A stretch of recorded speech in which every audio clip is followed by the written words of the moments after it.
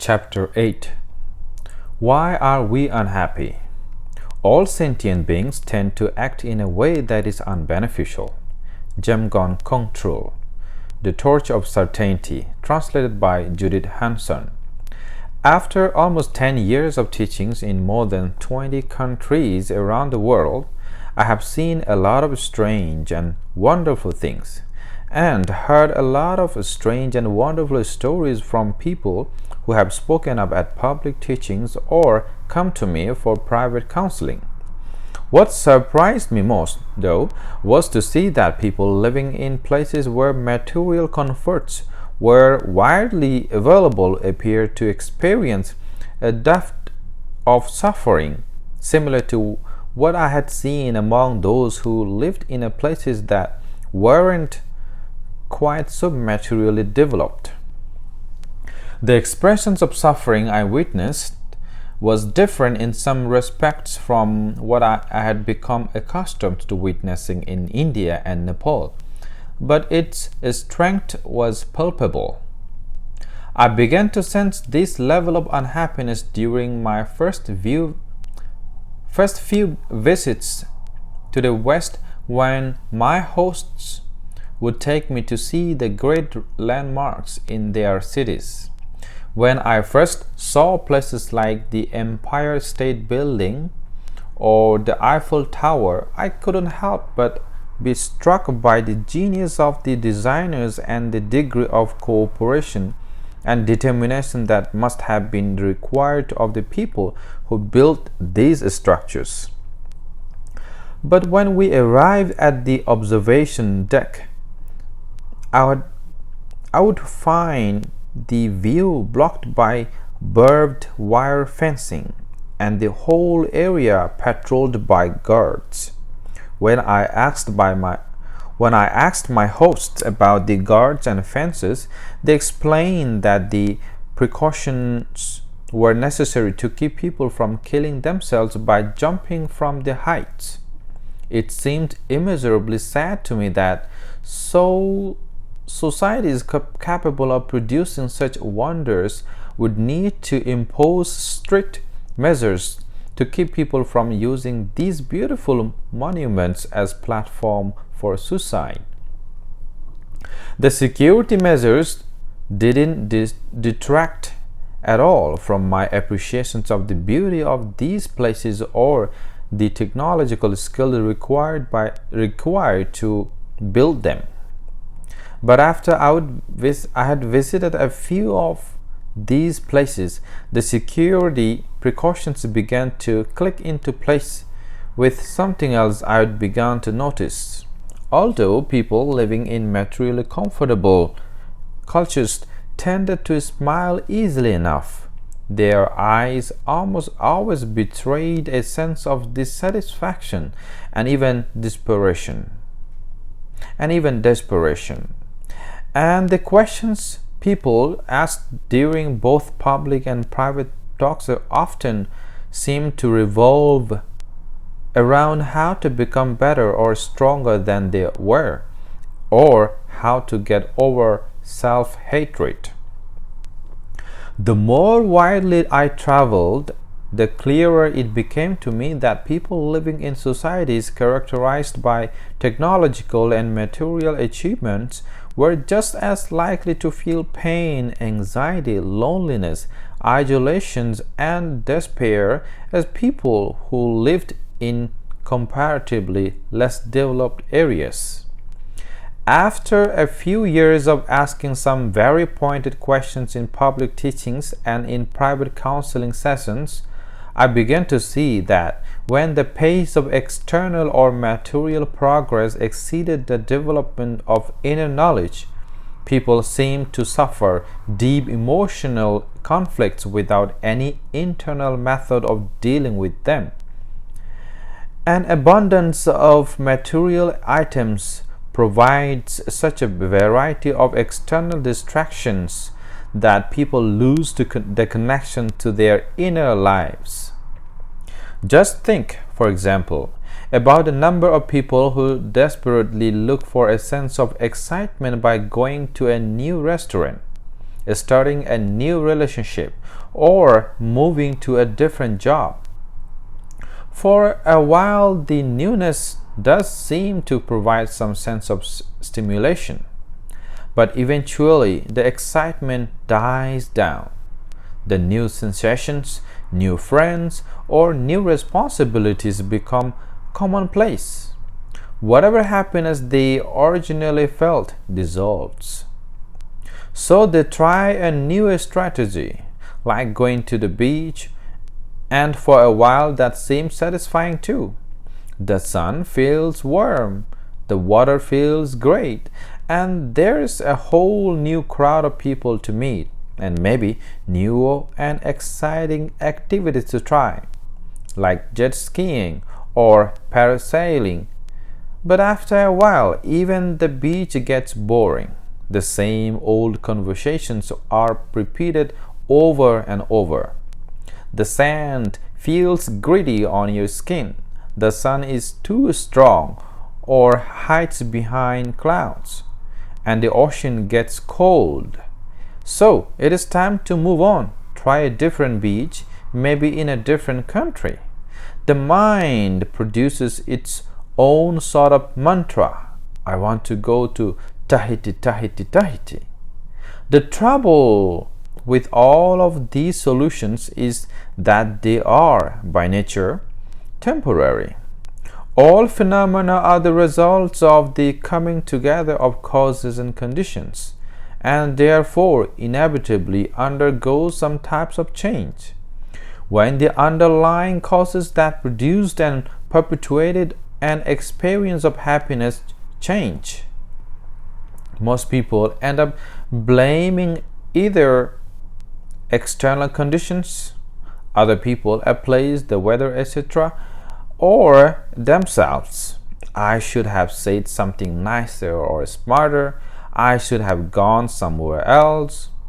However, because it reflects a loss of confidence in oneself or in the things we're taught to believe should bring us happiness, blame only makes the search for happiness more difficult.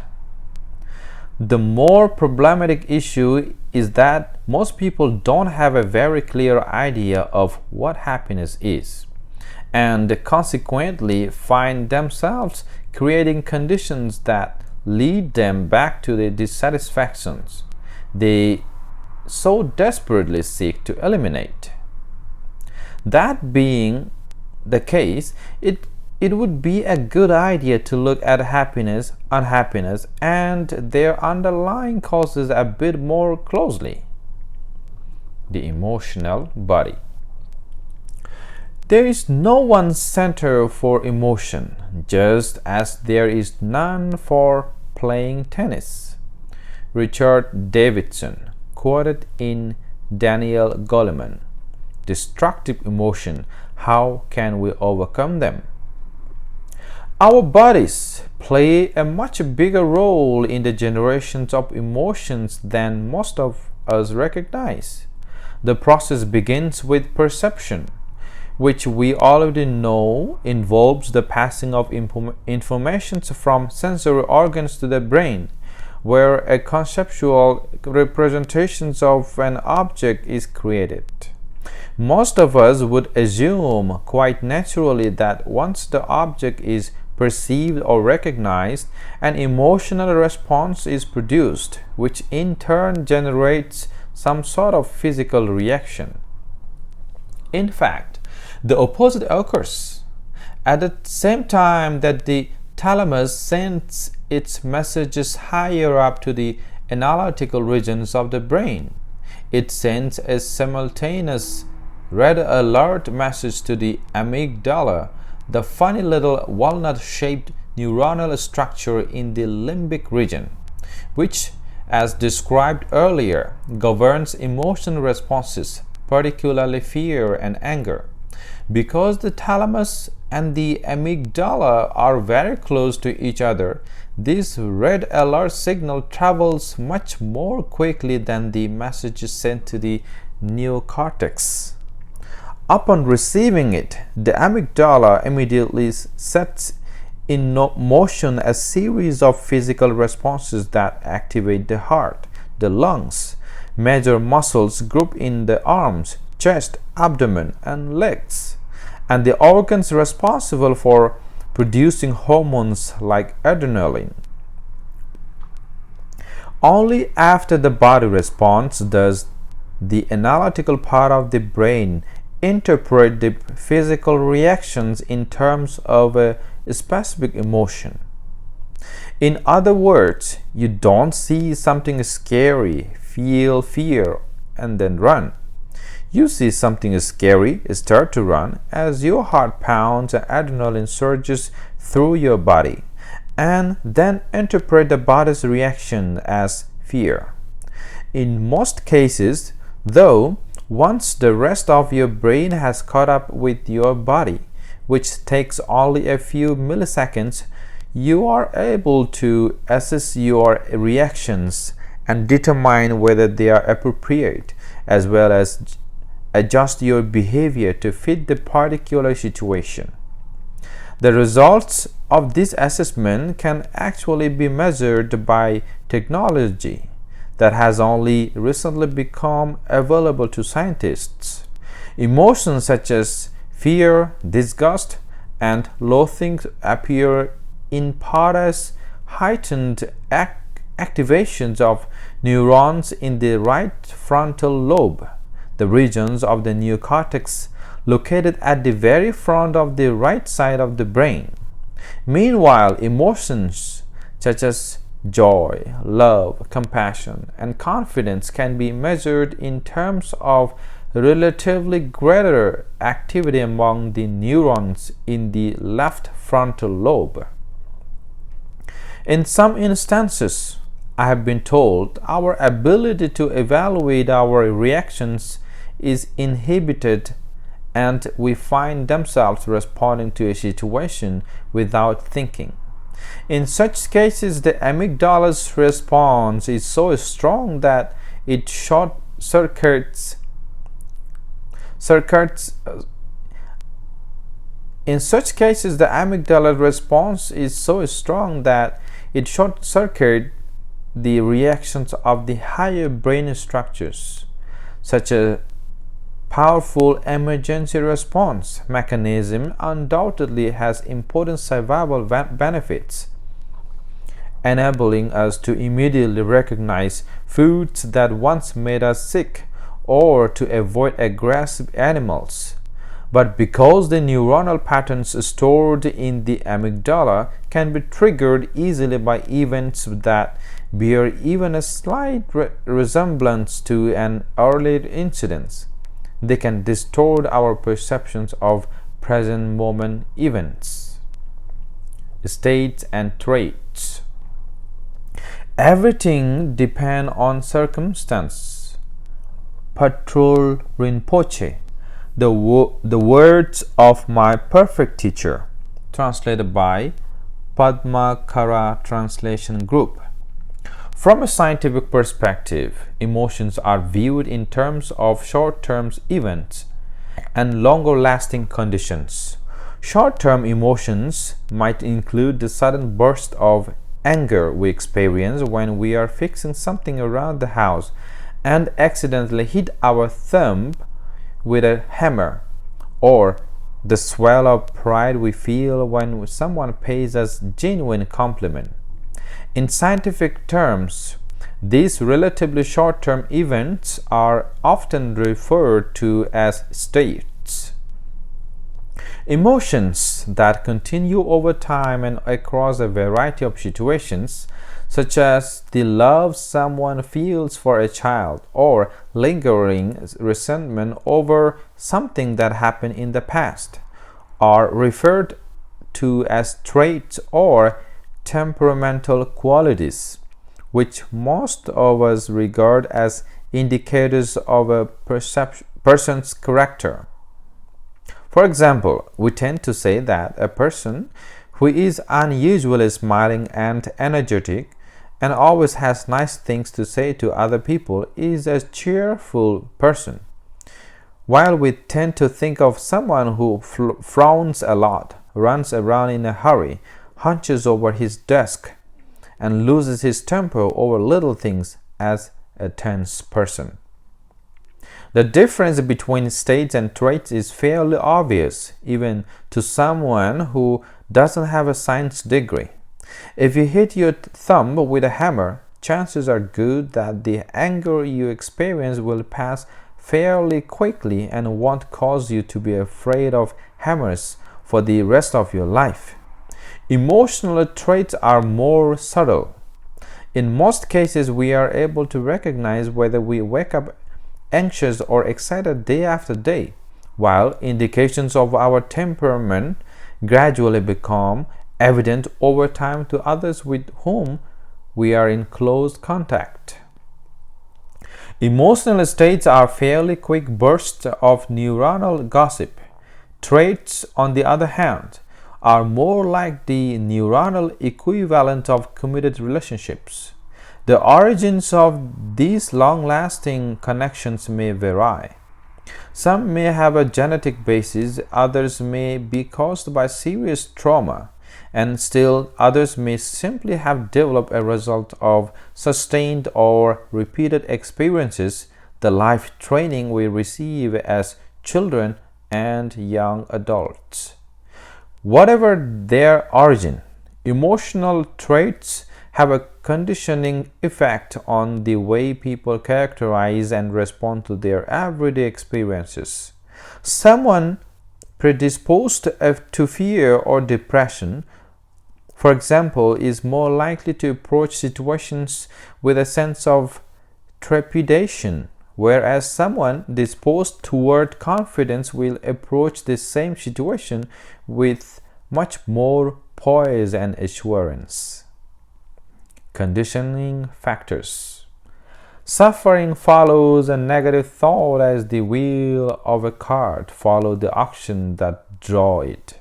The Dhammapada, translated by Eknath Easwaran. Biology and neuroscience tell us what's going on in our brains when we experience pleasant or unpleasant emotion. Buddhism helps us not only to describe such experiences more explicitly to ourselves, but also provide us the means to go about changing our thoughts, feelings, and perceptions so that on a basic cellular level we can become happier, more peaceful, and more loving human beings. Whether looked at subjectively through mindful observation taught by the Buddha or objectively through the technology available in modern laboratories, what we call the mind emerges as a constantly shifting collisions of two basic events: bare recognition, the simple awareness that something is happening, and the conditioning factors, the processes that not only describe what we perceive but also determine our responses. All mental activity, in other words, evolves from the combined activity of bare perception and long-term neuronal associations. One of the lessons repeated again and again by my teacher, Saljai Rinpoche, was that if I wanted to be happy, I had to learn to recognize and work with the conditioning factors that produce compulsive or trait-bound reactions. The essence of his teaching was that any factor can be understood as compulsive to the degree that it obscures our ability to see things as they are without judgment. If someone is yelling at us, for example, we rarely take the time to distinguish between the bare recognition. Oh, this person is raising his voice and saying such and such words, and the emotional response, this person is a jerk. Instead, we tend to combine bare perception and our emotional response into a single package. This person is screaming at me because he is a jerk. But if we could step back to look at the situation more objectively, we might see that people who yell at us are upset over something that may have nothing to do with us. Maybe they just got criticized by someone higher up and are afraid of getting fired. Maybe they just found out that someone close to them is very sick. Or maybe they had an argument with a friend or a partner and didn't sleep well afterward. Sadly, the influence of conditioning is so strong that we rarely remember that we can step back. And because our understanding is limited, we mistake the little part we do see for the whole truth. How can we respond appropriately when our vision is so limited, when we don't have all the facts? If we apply the standard of American quotes to tell the whole truth and nothing but the truth about our everyday experience, we must recognize that the whole truth is that everyone just wants to be happy. The truly sad thing is that the most people seek happiness in ways that actually sabotage their attempts. If we could see the whole truth of any situation, our only response would be one of compassion. Mental afflictions. By whom and how were the weapons of hell created? Santideva, the Bodhicharyavatara, translated by Kate Crosby and Andrew Skilton. The conditioning factors are often referred to in Buddhist terms as mental afflictions, or sometimes poisons. Although the text of Buddhist psychology examine a wide range of conditioning factors, all of them agree in identifying three primary afflictions that form the basis of all other factors that inhibit our ability to see things as they really are: ignorance, attachment, and aversion. Ignorance. Ignorance is a fundamental inability to recognize the infinite potential, clarity, and power of our minds, as if we were looking at the world through colored glass. Whatever we see is disguised or distorted by the colors of the glass. On the most essential level, ignorance distorts the basically open experience of awareness into dualistic distinctions between inherently existing categories of self and other. Ignorance is thus a twofold problem. When we establish the neuronal habit of identifying ourselves as single, independently existing self, we inevitably start to see whatever is not self as others. Other can be anything: a table, a banana, another person, or even something that self is thinking or feeling. Everything we experience becomes, in a sense, a stranger. And as we become accustomed to distinguishing between self and other, we lock ourselves into a dualistic mode of perception, drawing conceptual boundaries between our self and the rest of the world out there.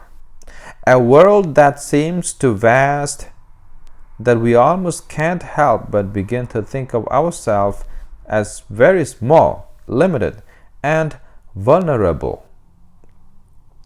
We begin looking at other people, material objects, and so on as potential sources of happiness and unhappiness.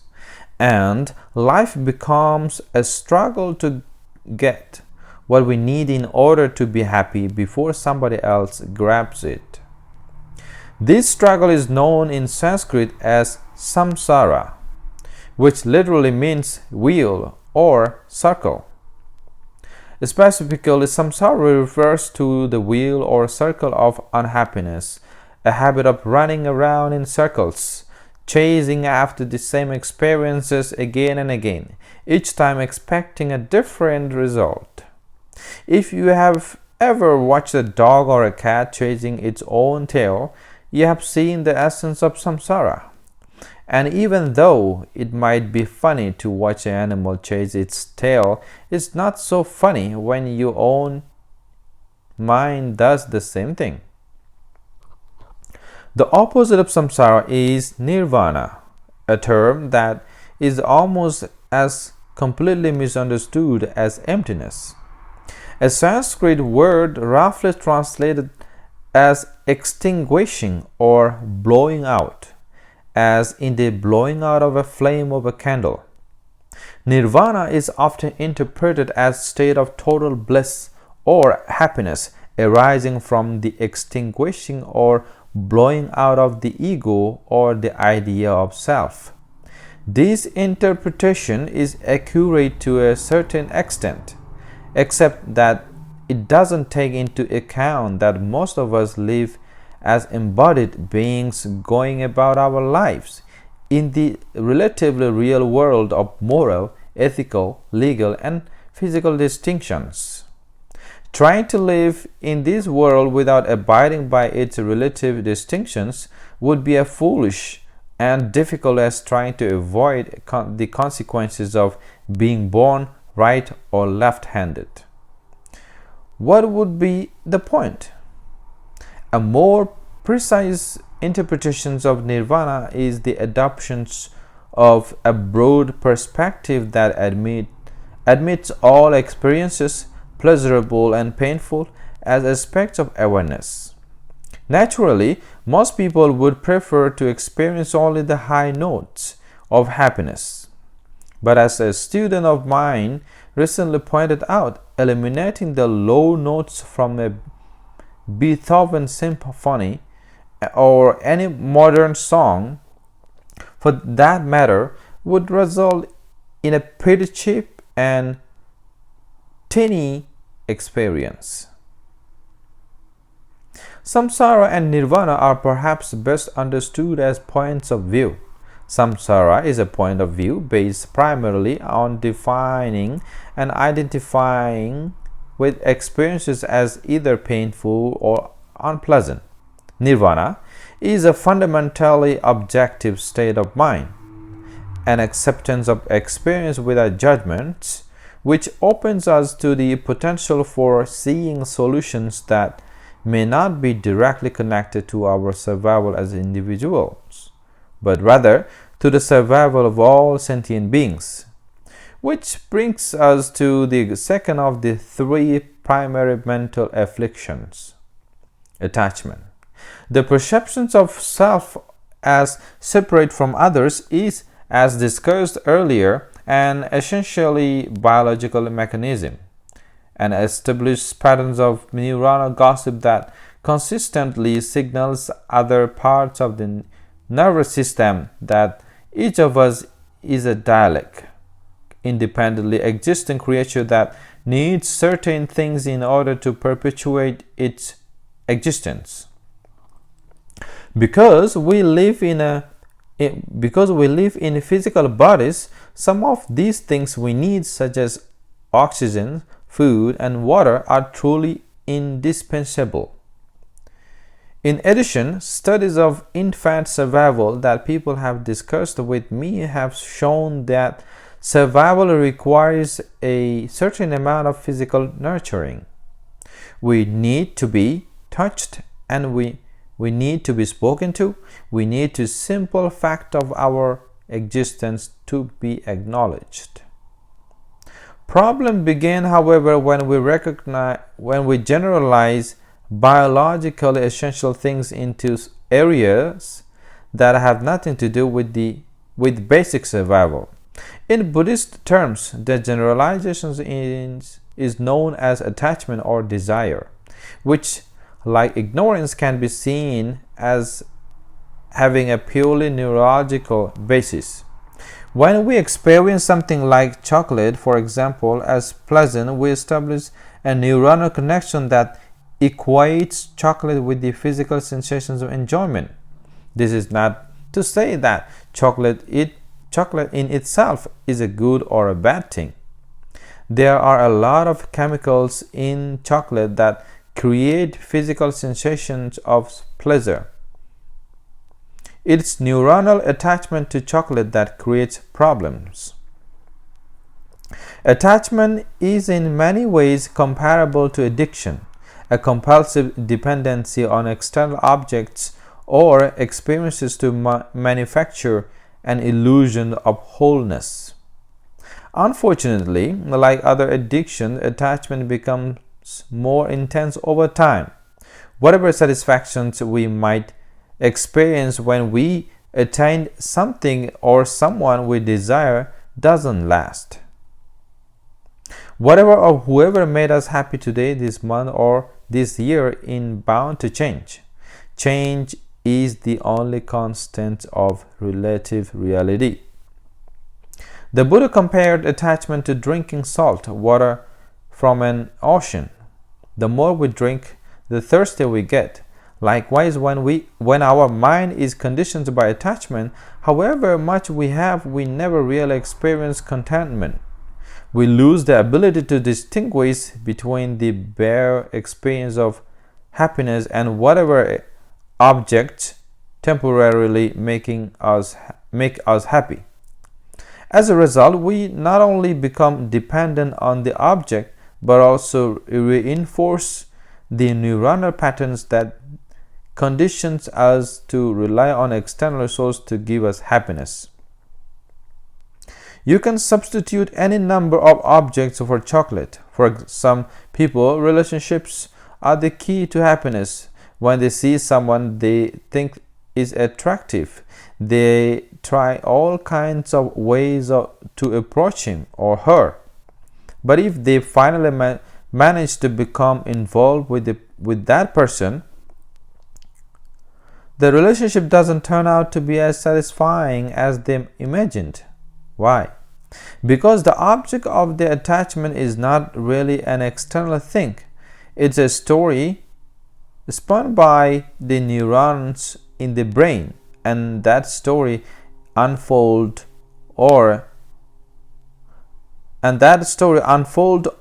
many different levels, ranging from what they think they might gain from achieving what they desire to what they fear if they fail to get it.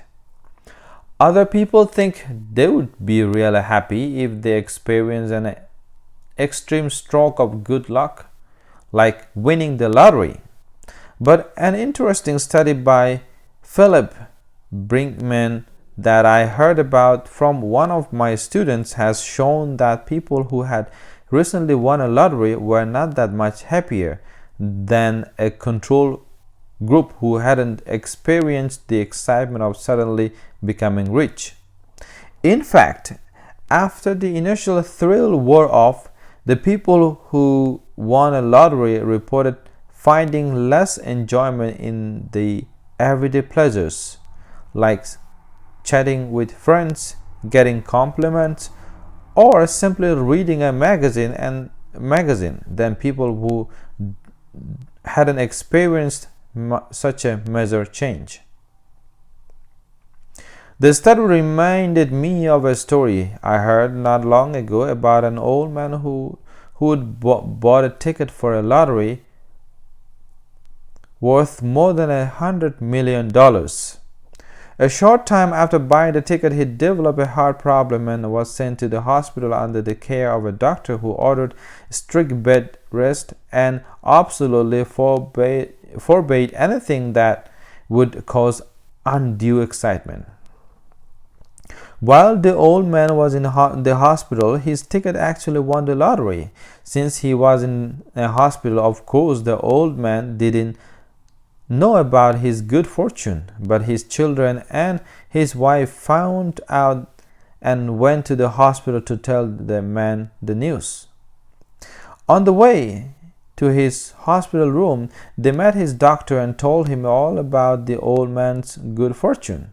As soon as they finished, the doctor pleaded with them not to say something just yet. He might get so excited. The doctor explained that he could die from the strain on his heart. The man's wife and children argued, and the doctor, believing that the good news would help improve his condition, But in the end, they agreed to let the doctor break the news gently and slowly so as not to cause the man undue excitement. While the man's wife and children sat waiting in the hall, the doctor went into his patient's room. He began by asking the man all sorts of questions about his symptoms, how he was feeling, and so on. And after a while, he asked very casually, "Have you ever bought a ticket for the lottery?" The old man replied that, in fact, he had bought a ticket just before coming to the hospital. "If you won the lottery," the doctor said, "how would you feel?" "Well, if I do, that would be nice. If I don't, that would be fine too. I am an old man and won't live much longer. Whether I win or not, it doesn't really matter." "You couldn't really feel that way," the doctor said, "in the manner of someone speaking purely theoretically. If you won, you would be really excited, right?" But the old man replied, "Not really. In fact, I would be happy to give you half of it if you could find a way to make me feel better." The doctor laughed. "Don't even think about it," he said. "I was just asking." But the patient insisted, "No, I mean it. If I won the lottery, I really would give you half of what I won if you could make me feel better." Again, the doctor laughed. "Why don't you write a letter," he joked, "saying you would give me half?" "Sure, why not?" The old man agreed, reaching over to the table next to his bed and picking up a pad of paper. Slowly, feebly, he wrote out a letter agreeing to give the doctor half of any lottery money he might win, signed it, and handed it to the doctor. When the doctor looked at the letter and the signature, he got so excited over the idea of getting so much money that he fell over dead and on the spot.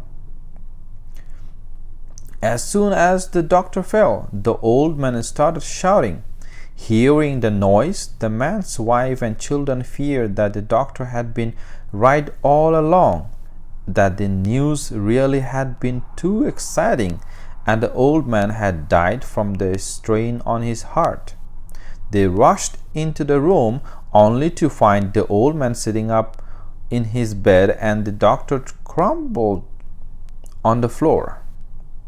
While the nurses and the other hospital staff rushed around trying to revive the doctor, the old man's family quietly told him that he had won the lottery. Much to their surprise, he didn't seem all that excited about learning that he would just won millions of dollars, and the news didn't do him any damage at all. In fact, after a few weeks, his conditions improved and he was released from the hospital. Certainly he was glad to enjoy his new wealth, but he wasn't all that attached to it. The doctor, on the other hand, had been so attached to the idea of having so much money, and his excitement was so great that his heart couldn't bear the strain and he died. Aversion.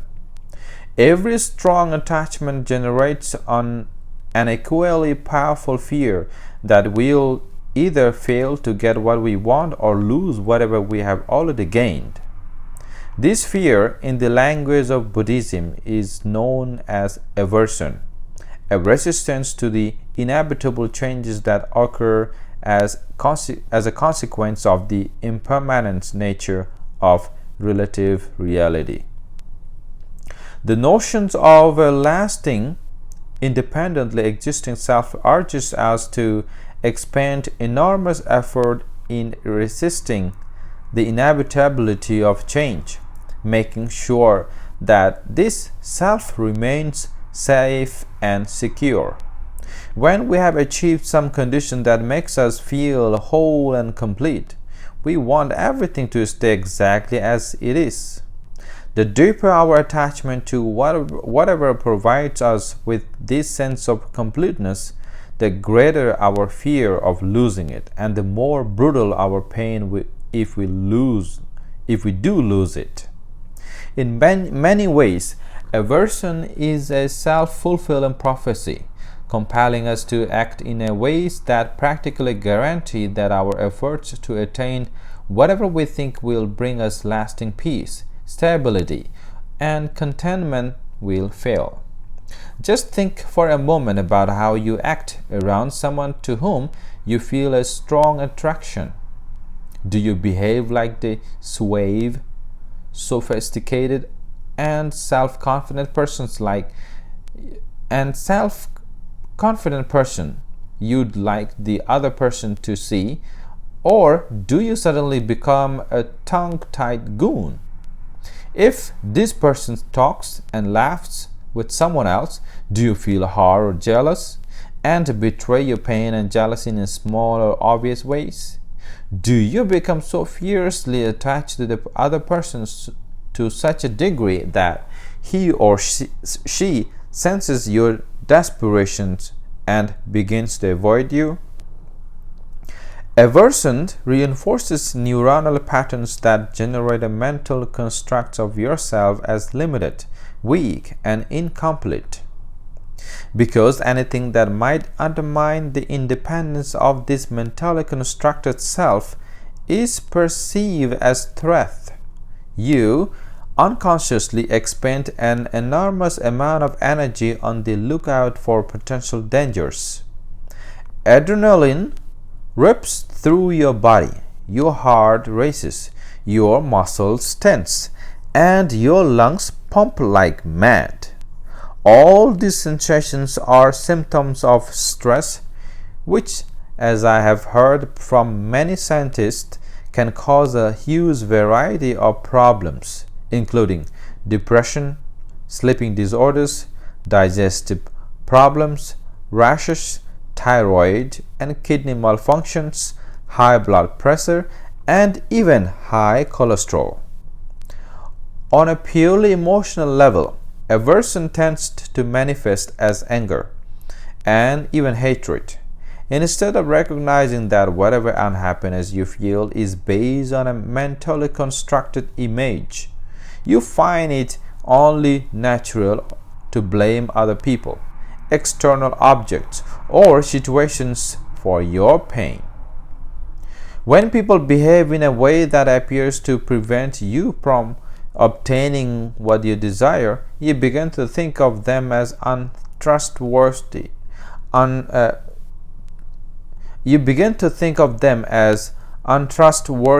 Or mean.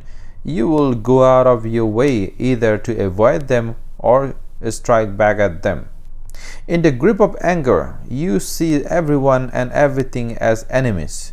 As a result, your inner and outer worlds become smaller and smaller. You lose faith in yourself and reinforce a specific neuronal patterns that generate feelings of fear and vulnerability. Affliction or opportunity. Consider the advantages of this rare human existence. Gem Gun Control, The Torch of Certainty, translated by Judith Hanson. It's easy to think of mental afflictions as defects of character, but that would be a devaluation of ourselves.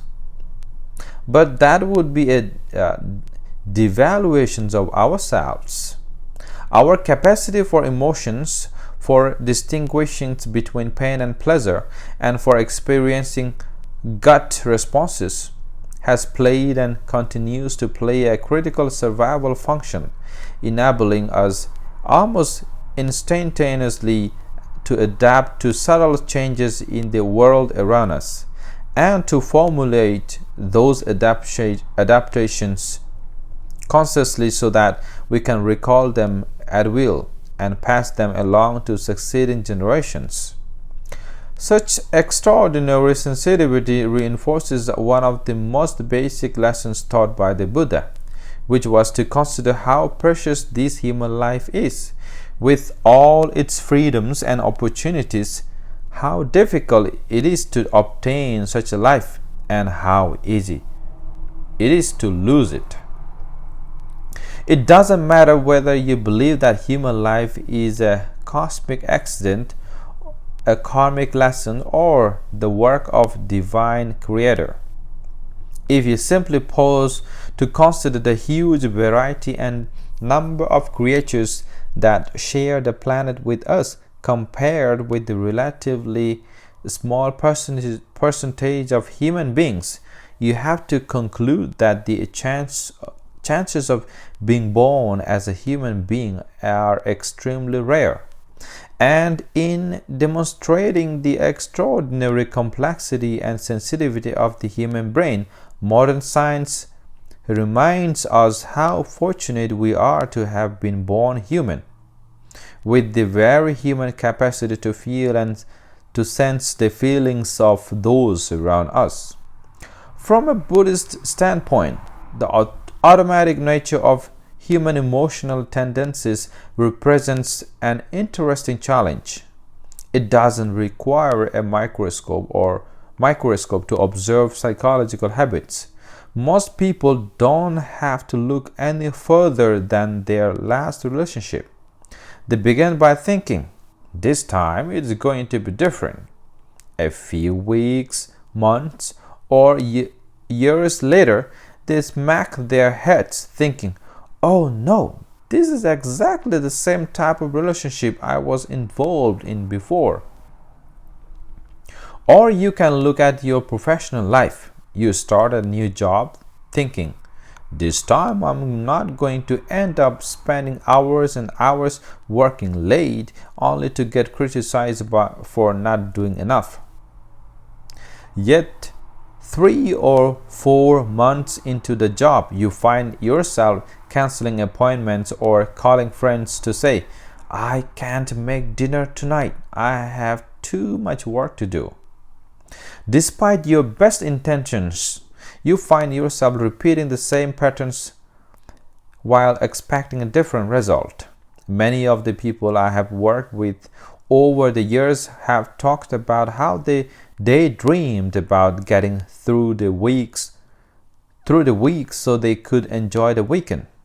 But when the weekend is over, they are back at their desks for another week, daydreaming about the next weekend.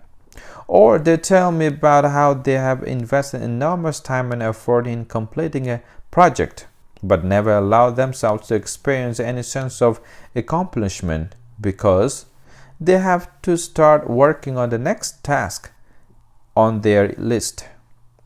Even when they are relaxing, they say they are preoccupied by something that happened the previous week, the previous month, or even the previous year, replaying scenes over and over in their minds, trying to figure out what they could have done to make the outcome more satisfying.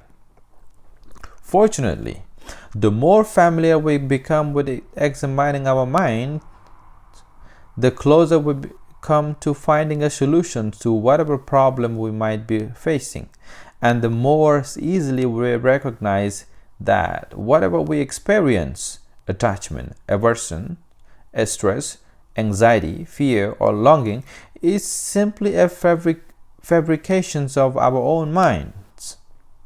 People who have invested essential effort in exploring their inner wealth naturally tend to develop a certain kind of fame, respect, and credibility regardless of their external circumstances.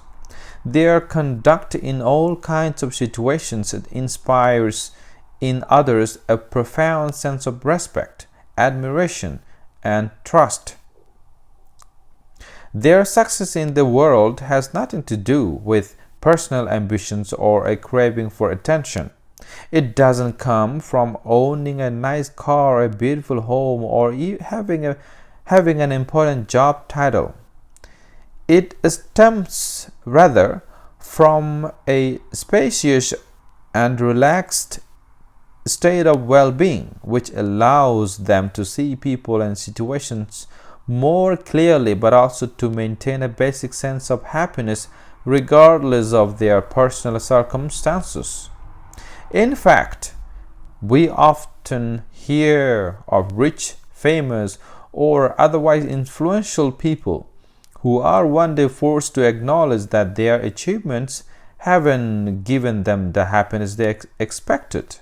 And in spite of their wealth and power, they swim in an ocean of pain, which is sometimes so deep that suicide seems the only escape. Such intense pain results from believing that objects or situation can create lasting happiness. If you truly want to discover a lasting sense of peace and contentment, you need to learn to rest your mind. Only by resting the mind can its innate qualities be revealed. The simplest way to clear water obscured by mud and other sediments is to allow the water to grow still. In the same way, if you allow the mind to come to rest, ignorance, attachment, aversion, and all other mental afflictions will gradually settle, and the compassion, clarity, and infinite expanse of your mind's real nature will be revealed.